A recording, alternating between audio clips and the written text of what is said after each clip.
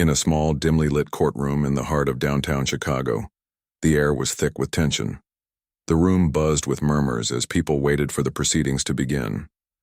At the center of it all sat Detective Marcus Hale, a seasoned officer, known for his sharp instincts and no-nonsense attitude.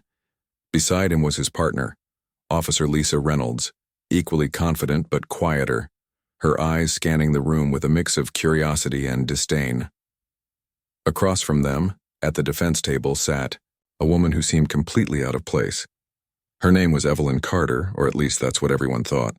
She was dressed simply, in a modest blouse and skirt, her posture relaxed yet composed. To most observers, she looked like an ordinary person caught up in something far bigger than herself. But there was something about her calm demeanor that unsettled even the most hardened individuals in the room. Detective Hale leaned back in his chair, exchanging smirks with Reynolds. They had been working this case for weeks, and they were convinced they had their suspect nailed. According to their investigation, Evelyn Carter was guilty of stealing sensitive files from the police department's database.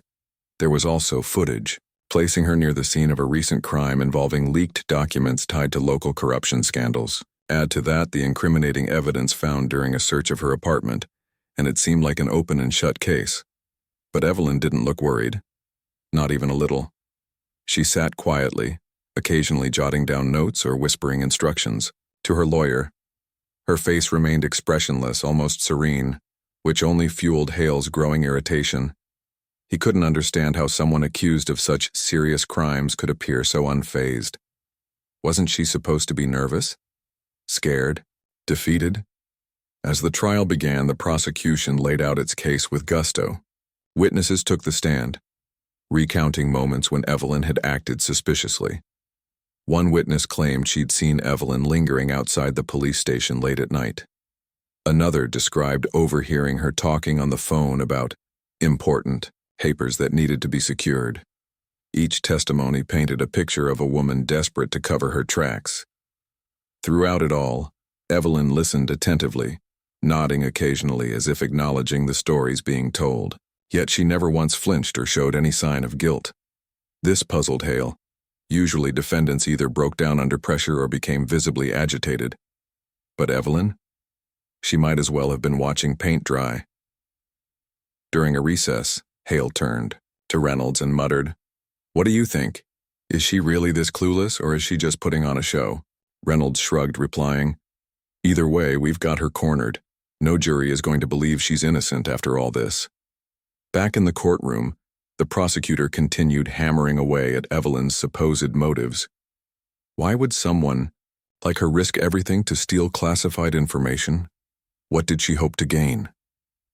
The questions hung heavy in the air, unanswered. Evelyn's lawyer tried to counter by pointing out inconsistencies in the evidence, but the damage had already been done. Public opinion was firmly against her. Yet despite the mounting accusations, Evelyn maintained her composure. Occasionally she glanced at her watch as though timing some invisible clock. Her movements were deliberate, calculated.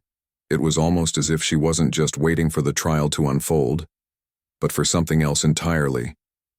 Hale noticed these subtle gestures and felt a flicker of unease. Something about this whole situation didn't sit right with him. Sure, the evidence pointed to Evelyn's guilt, but her behavior suggested otherwise. Was she truly as guilty as they claimed, or was there more to her story? As the day wore on, the courtroom grew hotter, the tension palpable. People shifted uncomfortably in their seats, eager for answers. The judge called for another recess, giving both sides time to regroup.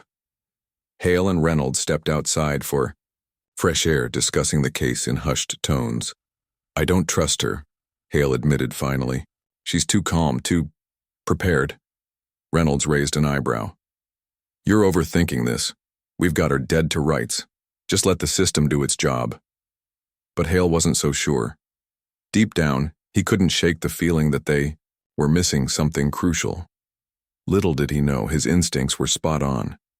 The truth was closer than he realized, and it would shatter everything he thought he knew. For now, though, life went on. The trial resumed, and the drama unfolded.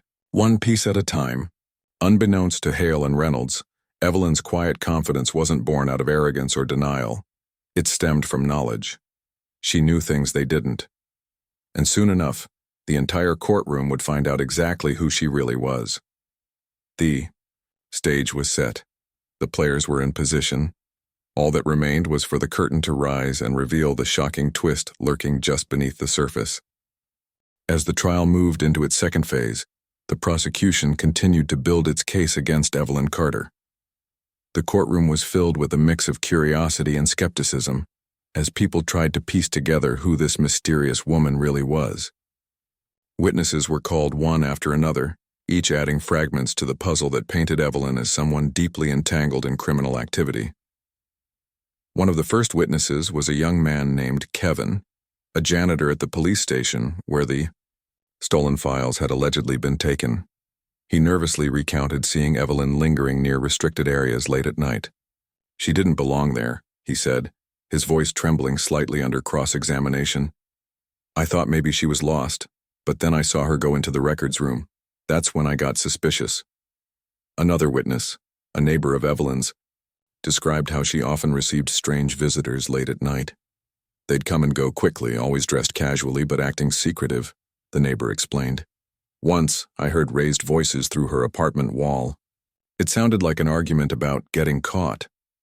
The prosecution seized on these testimonies, weaving them into a narrative that portrayed Evelyn as someone desperate to cover her tracks. They argued that she had stolen sensitive documents to sell to unknown buyers, possibly linked to organized crime syndicates.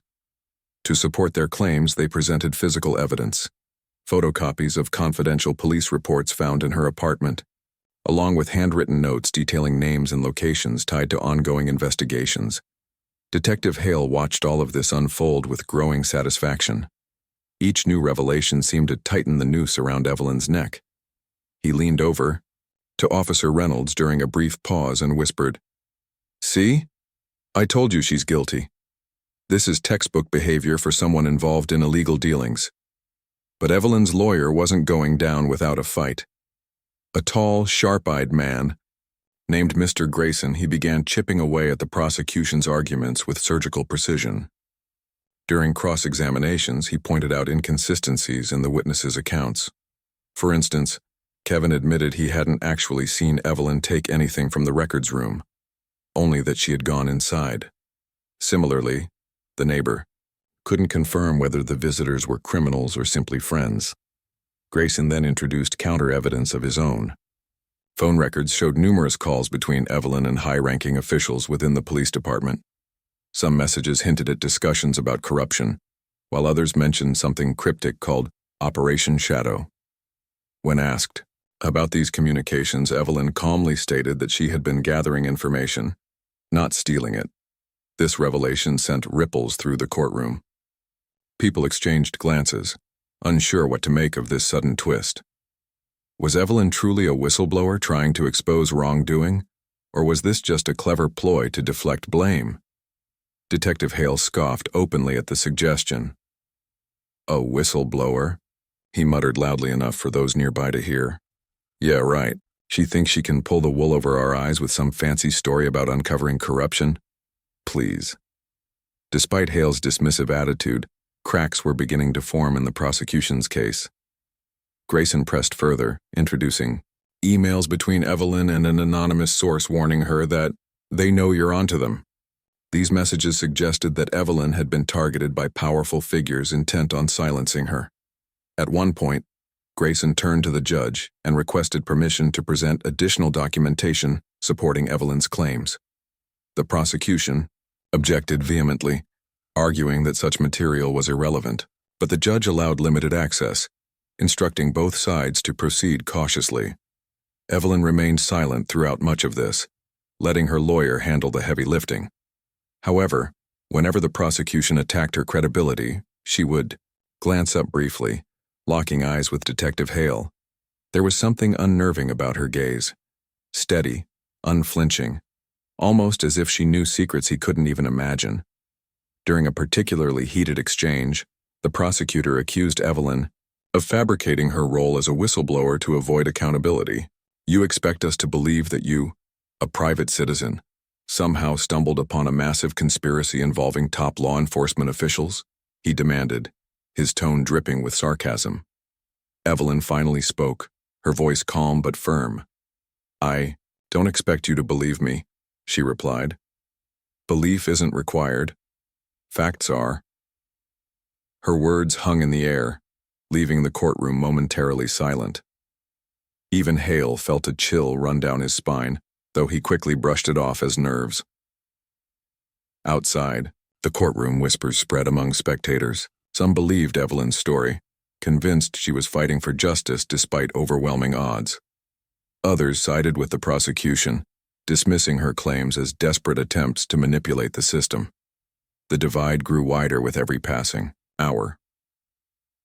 Meanwhile, Evelyn's lawyer continued dismantling the prosecution's case. He highlighted procedural errors in the investigation, pointing out that key pieces of evidence had been mishandled or improperly documented. Furthermore, he questioned why certain witnesses were never interviewed, suggesting that critical details might have been overlooked or deliberately ignored. By the end of the day, the mood in the courtroom had shifted dramatically. What had once seemed like a straightforward trial was now a tangled web of accusations, counter-accusations, and unanswered questions. The prosecution's confidence wavered, while Evelyn's resolve appeared stronger than ever. Detective Hale sat slumped in his chair, rubbing his temples. For the first time since the trial began, doubt crept into his mind. Could Evelyn really be innocent? Or worse, could she be exactly who she claimed to be? The thought unsettled him, but he pushed it aside, reminding himself that appearances could be deceiving. Little did he know the truth was far more shocking than anything he could have imagined. As the trial progressed, shadows loomed larger, secrets unraveled, and the line between justice and corruption blurred beyond recognition. And Evelyn Carter, quiet, composed, enigmatic, was at the center of it all, waiting patiently for the moment when the world would finally see her for who she truly was. The courtroom was buzzing with tension as the trial entered its third day. The prosecution had laid out what seemed like an airtight case against Evelyn Carter, but her lawyers' counter-arguments had planted seeds of doubt in the minds of everyone present. Spectators whispered among themselves, unsure whether Evelyn was a master manipulator or a victim of circumstance. Even Detective Hale, who had been so confident just days ago, found himself questioning the strength of their evidence. It was mid-morning when the atmosphere shifted dramatically. The heavy wooden doors of the courtroom burst open, and a group of men and women dressed in sharp suits stormed inside. Their presence commanded immediate attention. At the forefront was Deputy Director Sarah Mitchell of the FBI, a woman whose reputation for cracking high-profile cases preceded her.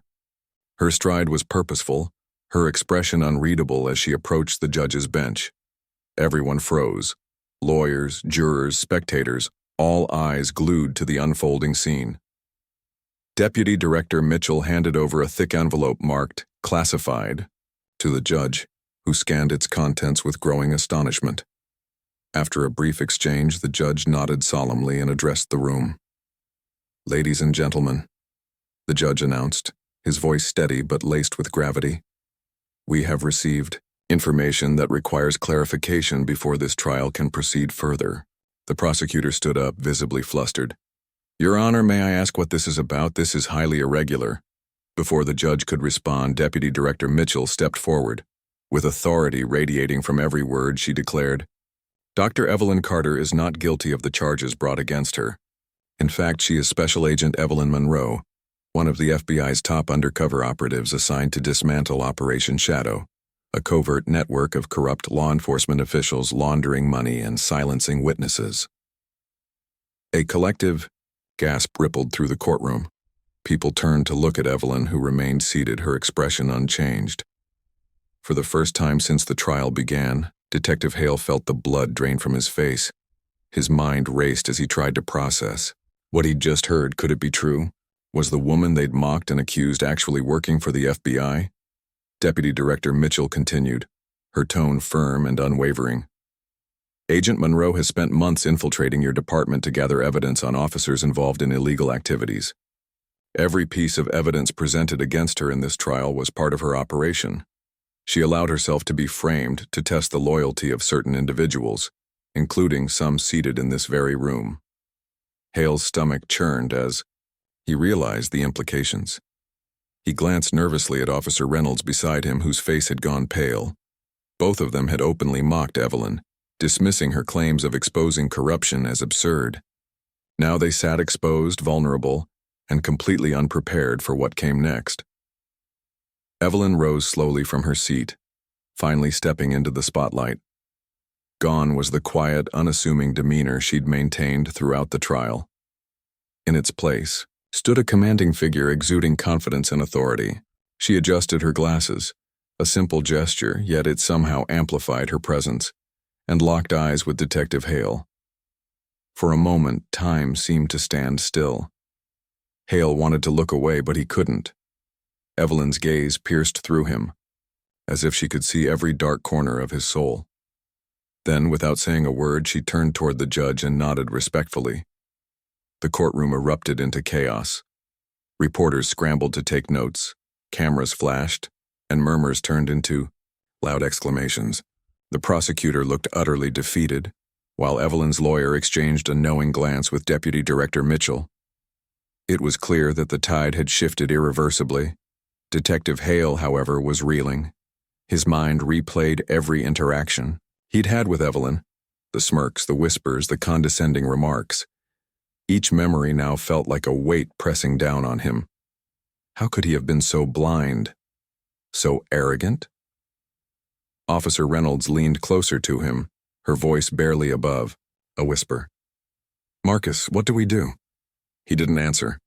Instead, he stared straight ahead, watching as federal agents moved swiftly to secure the courtroom. Within minutes, several officers in attendance were quietly escorted out, their faces masks of shock and fear. It became clear that Evelyn's operation had uncovered far more than anyone anticipated. Deputy Director Mitchell addressed the court once more, her words cutting through the noise. Operation Shadow has compromised countless lives and undermined public trust in law enforcement. Thanks to Agent Monroe's bravery and dedication, we are closer than ever to dismantling this criminal enterprise. But let me make one thing clear: justice will prevail regardless of rank or position. As the reality sank in, Detective Hale felt a cold sweat break out across his forehead. He remembered the files Evelyn supposedly stole, the ones tied to ongoing investigations. Had they been planted there by her team to expose his involvement? And those phone calls she made? Were they to her handlers, feeding them intel on corrupt officers like him? Evelyn took the stand shortly afterward, her transformation complete. She spoke with precision and clarity, detailing how she had embedded herself within the police department to gather evidence. She revealed recordings of bribes accepted by senior officials, text messages discussing cover-ups, and even photos of secret meetings held under the guise of routine patrols. Each revelation hit harder than the last, leaving no room for denial. When asked why she hadn't intervened sooner, Evelyn responded matter-of-factly, "Undercover work requires patience. You let your targets think they've won before you strike back. Sometimes that means enduring false accusations and risking everything, including your freedom." Her words resonated deeply, earning murmurs of admiration from the gallery. Yet Evelyn showed no sign of pride or satisfaction. For her, this wasn't about personal glory. It was about exposing the truth and holding those in power accountable. Detective Hale listened in stunned silence, his earlier bravado replaced by shame and dread. He thought back to the moments when he'd mocked Evelyn, calling her delusional and naive. Now he understood the depth of her courage and the enormity of his own mistakes. By the end of the session, the courtroom was eerily quiet. The prosecution's case had crumbled, and federal agents were already preparing to arrest key figures implicated in Operation Shadow. Evelyn returned to her seat, her mission accomplished. Detective Hale watched her go, his heart heavy with regret and guilt. As the judge adjourned the trial temporarily, the crowd dispersed in disbelief. Outside, reporters shouted questions at anyone willing to speak, eager to uncover more details about the shocking revelation. But Evelyn avoided the spotlight entirely, disappearing behind a wall of federal agents. For Detective Hale, the day marked the beginning of a long reckoning. The woman he had underestimated, the woman he had mocked, was now the person responsible for bringing down the very system he had sworn to protect. And as he sat alone in the now empty courtroom, staring at the empty defense table, he knew his life would never be the same again. The courtroom, once a place of tense debate and whispered speculation, now felt like the epicenter of a storm. The revelation that Evelyn Carter was actually Special Agent Evelyn Monroe had sent shockwaves through everyone present. Detective Marcus Hale sat frozen in his seat, his mind racing as he tried to reconcile the woman he'd mocked with the skilled operative now dismantling his world piece by piece. Evelyn took the stand once again, this time flanked by federal agents whose presence alone spoke volumes about the gravity of her mission. Her demeanor was calm but commanding, her voice steady as she began recounting the details of Operation Shadow. She didn't mince words or soften the blow. She laid bare the corruption that had festered within the police department for years. Operation Shadow, Evelyn explained, is not just one person or one isolated incident. It's a network, a system designed to protect those who abuse their power while silencing anyone who dares to speak out. She paused, letting the weight of her words sink in before continuing. This operation has laundered millions of dollars, tampered with evidence, and even orchestrated the disappearances of whistleblowers. As she spoke, she presented damning evidence. Audio recordings of high-ranking officers accepting bribes, text messages discussing how to cover up illegal activities, and photographs of clandestine meetings held under the guise of routine patrols. Each piece of evidence painted a clearer picture of a department rotting from the inside out. Detective Hale listened intently, his hands gripping the edge of his chair so tightly that his knuckles turned white. Every new revelation hit him like a punch to the gut. He recognized some of the voices on the recordings. They belonged to people he worked alongside every day. Worse still, he realized that some of the actions described in the text mirrored decisions he himself had made without questioning their origins. When Evelyn mentioned phone records tying certain officers to suspicious financial transactions, Hale felt his stomach drop. One name stood out among the documents, his own. His heart raced as he recalled vague conversations where he'd been asked to look the other way, on minor infractions or expedite paperwork for colleagues. At the time, he'd told himself it was harmless, just part of doing favors for the team. Now he understood that he'd unknowingly become complicit in something far more sinister. Evelyn's gaze swept across the room, landing briefly on Hale before moving on. Though her expression remained neutral, there was an unspoken accusation in her eyes, an acknowledgement of the role he'd played, however unwittingly, in perpetuating the corruption. Officer Lisa Reynolds shifted uncomfortably beside Hale, her face pale. She leaned over and whispered, "What do we do? Do we say something?" Hale shook his head slowly, unsure if speaking up would make things better or worse. Admitting guilt might save them from criminal charges, but it wouldn't erase the damage they'd already done. And besides, what could they possibly say to justify their actions or lack thereof? Meanwhile, Evelyn continued her testimony, her focus unwavering. She recounted specific incidents where she had deliberately planted false evidence to test the loyalty of key players, including Hale and Reynolds. "Every document you thought implicated me," she said, addressing the court directly, "was placed strategically to see who would act on it and who would remain silent." Her words struck a nerve. For weeks, Hale and Reynolds had treated Evelyn's supposed crimes as proof of her guilt, never once considering that they were being manipulated. They had fallen right into her trap, exposing their biases and assumptions in the process. At one point, Evelyn turned to Deputy Director Mitchell, who nodded approvingly. Then, with quiet authority, Evelyn addressed Detective Hale directly. "Detective Hale," she began, her tone measured but firm. "You dismissed my claims of investigating corruption as absurd. You mocked me, accused me of arrogance, and questioned my motives. But tell me, why did you feel so threatened by the possibility that I might be telling the truth?" Hale opened his mouth to respond but found no words. The courtroom fell silent, waiting for his answer. All eyes were on him, and for the first time in his career he felt utterly exposed. The confidence he had carried throughout the trial evaporated, replaced by shame and regret. I don't know, he stammered finally, his voice barely audible. We thought you were lying. We didn't believe someone like you could what? Evelyn interrupted, her voice sharp enough to cut through steel. Expose the truth? Hold powerful people accountable? Or maybe you assumed I couldn't because of how I look, or where I come from. Her words hung in the air, heavy with meaning. Hale looked down at his hands, unable to meet her gaze. He knew she was right. Somewhere deep down he had judged her based on stereotypes, dismissing her intelligence and capabilities because of preconceived notions. That realization weighed heavily on him, adding another layer of guilt to an already overwhelming situation. Deputy Director Mitchell stepped forward then, her presence reinforcing the seriousness of the moment.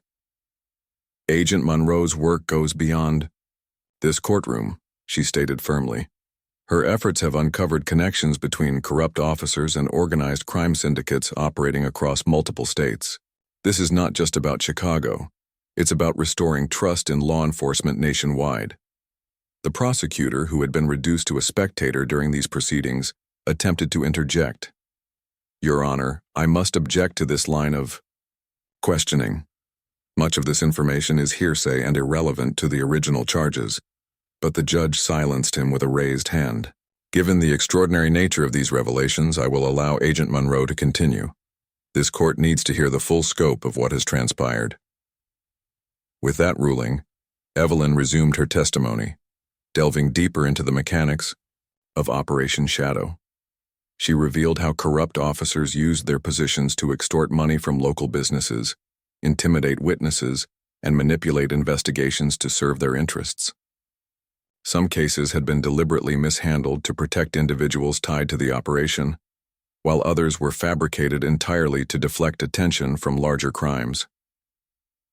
By the time Evelyn finished speaking, the courtroom was eerily quiet.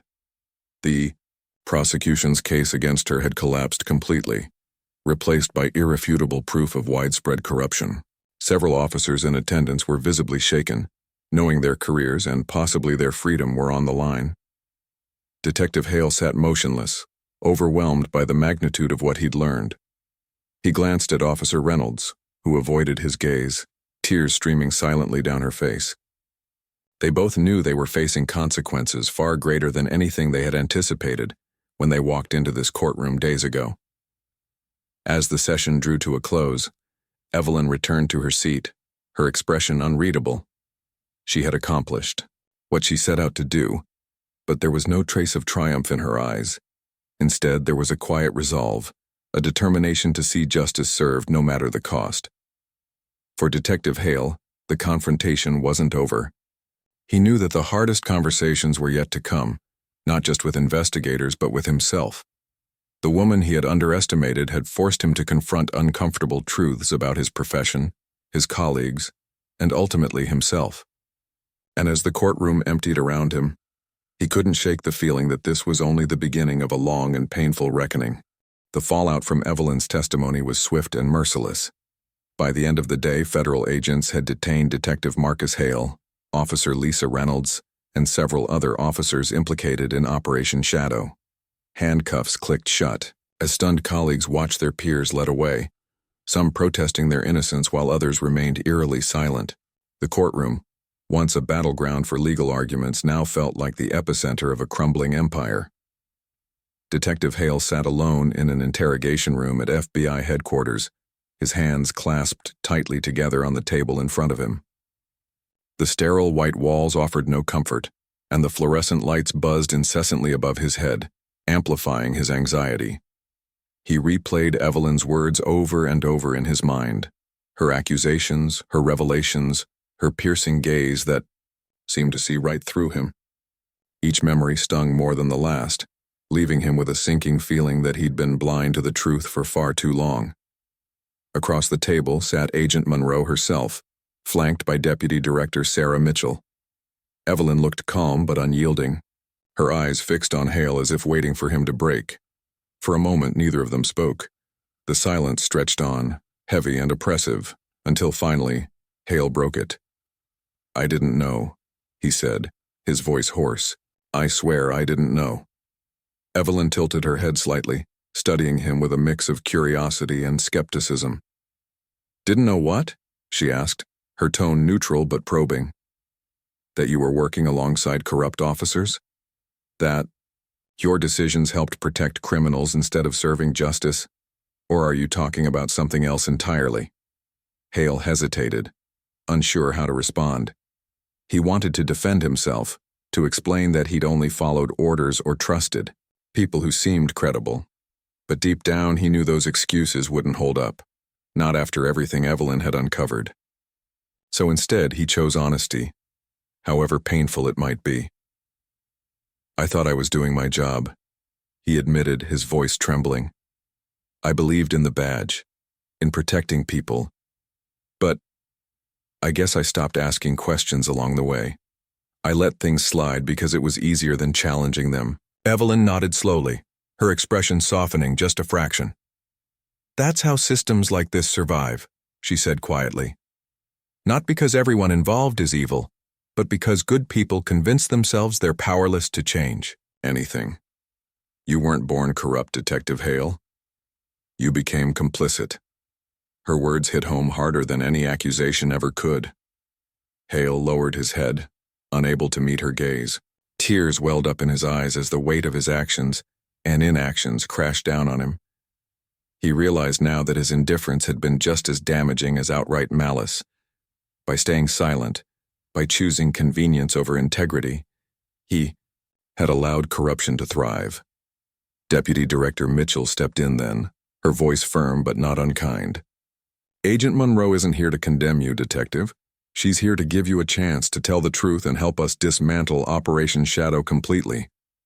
Hale looked up, hope flickering faintly in his eyes. "What do you want me to do?" "Start talking," Evelyn said simply. "Tell us everything you know about the network, the players, the operations. Leave nothing out. This isn't just about saving yourself. It's about making sure no one else gets hurt because of ignorance or fear." And so Hale began to talk. At first, his words were hesitant, fragmented, but as he delved deeper into his memories, the floodgates opened. He recounted suspicious conversations, questionable directives, and moments when he'd ignored red flags in favor of maintaining the status quo. Some details were minor, almost insignificant on their own, but when pieced together, they formed a damning mosaic of institutional decay. Officer Lisa Reynolds underwent a similar process in another room, her confession mirroring Hale's in many ways. Both officers admitted to being aware of irregularities within the department but convincing themselves that speaking up would be futile, or worse, dangerous. Their admissions painted a sobering picture of a culture where accountability was sacrificed for expediency, and moral compromises became normalized. As the hours passed, federal agents worked tirelessly to corroborate the information provided by Hale and Reynolds. Phone records, financial transactions, and surveillance footage were analyzed, each piece of evidence reinforcing the scope of Operation Shadow's reach. It became clear that the corruption wasn't isolated to Chicago. Tendrils extended across state lines, implicating officials in cities hundreds of miles away. By the time night fell, news outlets were ablaze with headlines about the scandal. FBI uncovers massive corruption ring within police department, read one report. Another declared, undercover operative exposes systemic abuse of power. Social media exploded with reactions ranging from outrage to admiration, as citizens grappled with the implications of such widespread misconduct. In the midst of the chaos, Evelyn retreated to a quiet corner of FBI headquarters, watching the developments unfold on a monitor. Deputy Director Mitchell joined her, offering a rare smile of approval. "You've done extraordinary work, Agent Monroe," she said. "This will send shockwaves through law enforcement nationwide." Evelyn nodded, though her expression remained somber. "It's a start," she replied. "But we're not done yet. Corruption runs deeper than we thought, If we don't address the root causes, another Operation Shadow will rise to take its place. Mitchell acknowledged the truth in her words. Reforms won't happen overnight, but this is a step in the right direction. Thanks to you, people are paying attention. Meanwhile, the public response continued to grow. In Chicago, citizens rallied outside police headquarters, demanding accountability and transparency. Protest signs bore slogans like, "Justice over," "Corruption and no more shadows." Reform advocates praised Evelyn's bravery, calling her a symbol of hope in a broken system. Yet despite the accolades, Evelyn avoided the spotlight, refusing interviews or public appearances. Back in the interrogation rooms, Hale and Reynolds faced the consequences of their involvement. While their cooperation earned them leniency, they still faced disciplinary action and potential criminal charges. Both expressed remorse, vowing to make amends by testifying against higher-ranking officials implicated in Operation Shadow. For Hale, the experience served as a wake-up call, a reminder of why he'd joined law enforcement in the first place. As dawn broke over the city, the investigation entered a new phase. Federal agents fanned out across the country, executing search warrants and conducting interviews. Dozens of arrests were made, including several high-profile figures whose names had once been synonymous with authority and trust. The ripple effects of Evelyn's mission spread far beyond Chicago, igniting discussions about ethics, accountability, and reform within law enforcement agencies nationwide. For Evelyn, the fight was far from over. Though Operation Shadow had been exposed, she knew the battle against systemic corruption required constant vigilance. As she prepared to return to Washington, D.C., she reflected on the events of the past few days. She had risked everything, her freedom, her safety, her reputation, to shine a light on the darkness festering within institutions meant to protect society. And while the road ahead promised challenges, she took solace in knowing that she had struck a blow for justice. In the end, the story of Evelyn Monroe wasn't just about uncovering secrets or bringing criminals to justice. It was about resilience, courage, and the unwavering belief that even the most entrenched systems of power could be challenged and changed with enough determination. And as the sun rose over a city beginning to heal, Evelyn stood ready to face whatever came next, knowing that her work was far from finished. Weeks turned into months, and the echoes of Operation Shadow continued to reverberate across the nation. The scandal had become a catalyst for change, sparking debates about accountability, ethics, and reform within law enforcement agencies nationwide. In Chicago, the aftermath was particularly profound. Streets that had once been dominated by whispers of corruption were now alive with calls for transparency and justice. Citizens, activists, and even some former officers rallied together demanding systemic changes to ensure such abuses of power could never happen again. Evelyn Monroe returned to Washington, D.C., slipping quietly back into her role as a senior director within the FBI. To the public, she remained an enigma, a shadowy figure, whose name was rarely mentioned but whose impact was undeniable. Despite the media frenzy surrounding her undercover operation, Evelyn avoided interviews, press conferences, or any form of public recognition. Her focus wasn't on fame, it was on results.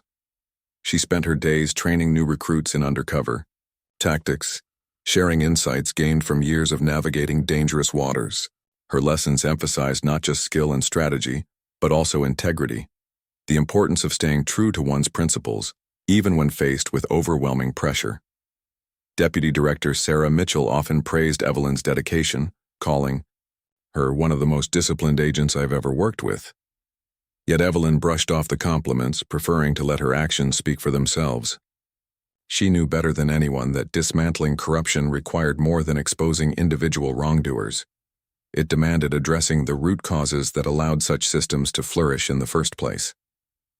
In Chicago, the fallout from Operation Shadow reshaped the city's landscape. Dozens of officers implicated in the scandal were fired, arrested, or forced into early retirement. High-ranking officials who had once wielded immense power found themselves stripped of their authority, facing criminal charges that would haunt them for years to come. Meanwhile, independent oversight committees were established to monitor police activities, ensuring greater accountability and transparency moving forward. For Detective Marcus Hale, life after the trial was a mix of guilt and redemption. He cooperated fully with federal investigators, providing valuable testimony against his former colleagues. His cooperation earned him leniency. He avoided prison time, but was dismissed from the force and placed on probation. It was a harsh punishment, but one he accepted without complaint. Hale used his second chance to advocate for reform. He began speaking at community meetings, sharing his story as a cautionary tale about how easily good intentions could be warped by complacency. "I didn't wake up one day and decide to become corrupt," he told audiences. "It happened slowly, bit by bit, until I couldn't see what I'd lost. Don't make the same mistake I did. Speak up when something feels wrong. Hold yourselves and each other accountable." His words resonated deeply with many, especially younger officers eager to restore trust between law enforcement and the communities they served. Slowly but surely, Hale rebuilt his reputation, not as a hero but as someone committed to learning from his mistakes. Though he would never wear a badge again, he found purpose in mentoring aspiring officers, teaching them the importance of moral courage. Officer Lisa Reynolds followed a similar path. After testifying against higher-ups involved in Operation Shadow, she left law enforcement altogether, choosing instead to work with advocacy groups focused on police reform. Her first-hand experience gave her unique credibility, allowing her to bridge gaps between skeptical citizens and well-meaning officers. Together, she and Hale became unlikely allies, united by their shared goal of creating a better future for law enforcement. As for Evelyn, her work extended far beyond Chicago. Operation Shadow had revealed connections to organized crime syndicates operating across multiple states, prompting investigations in cities like New York, Los Angeles, and Miami. Federal agents, inspired by Evelyn's success, adopted her methods, embedding operatives within suspect organizations to gather evidence and expose wrongdoing. Each new case brought fresh challenges, but Evelyn approached them with the same relentless determination that had defined her mission in Chicago. Despite her accomplishments, Evelyn refused promotions or accolades, insisting that credit belonged to the entire team. "This isn't about me," she often said during briefings. "It's about protecting people who can't protect themselves. That's why we're here, to serve, not to glorify ourselves." Her humility earned her respect among colleagues, many of whom regarded her as both a mentor and a legend. Young agents idolized her, eager to learn from the woman who had single-handedly taken down one of the largest corruption rings in modern history. Yet Evelyn remained grounded, reminding everyone that the fight against injustice was far from over. "You think this is the end?" she asked during one training session. "It's not. Corruption is like a weed. It grows back if you don't pull it out by the roots. We've exposed one network, but there are others waiting to take its place. Our job is to stay vigilant, to keep pushing until the system works for everyone, not just a privileged few." Her words served as a rallying cry for those under her command. They understood that while victories like Operation Shadow were rare and hard-won, they represented only a fraction of the larger battle. The real measure of success lay in preventing future scandals, in building systems resilient enough to withstand greed and abuse. Outside the FBI, Evelyn's influence rippled through society. Reform advocates hailed her as a symbol of hope, proof that individuals could still make a difference in a world riddled with inequality and mistrust. Schools incorporated her story into curriculums, using it to teach students about perseverance, integrity, and the power of standing up for what's right. Even Hollywood took notice, with filmmakers expressing interest in adapting her journey for the big screen. But Evelyn declined all offers, preferring to remain behind the scenes where she felt most effective. Though her life was largely private, those close to Evelyn knew she carried the weight of her missions heavily. The risks she took, the sacrifices she made, they left scars both visible and invisible. Yet she bore them willingly, driven by an unshakable belief in the possibility of a better world. For Evelyn, every late-night briefing, every dangerous assignment, every moment of doubt was worth it if it meant protecting innocent lives. One evening, As Evelyn sat alone in her office reviewing files for an upcoming operation, Deputy Director Mitchell knocked gently on the doorframe. "Still working?" she asked with a smile. Evelyn looked up briefly before returning her attention to the papers in front of her. "Always," she replied simply. Mitchell stepped inside, leaning against the desk. "You should take a break sometime, you know. Celebrate what you've achieved. You've earned it." Evelyn shook her head, a faint smirk playing on her lips. "There's no time for celebration, not yet. There's still too much work to do." Mitchell sighed, knowing better than to argue. Instead, she placed a supportive hand on Evelyn's shoulder. "Just remember, you're not alone in this. We're all fighting alongside you." Evelyn nodded, appreciating the sentiment. For all her stoicism, she valued the camaraderie of her team, knowing that their collective efforts amplified her own.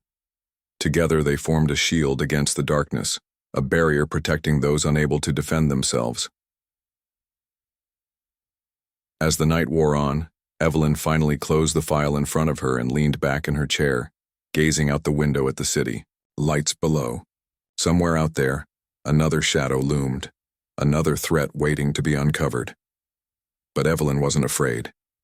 She had faced monsters before and emerged victorious. And she would do so again, as many times as it took, until justice prevailed. Not just for some, but for all. Because for Evelyn Monroe, the fight wasn't just a job. It was a calling,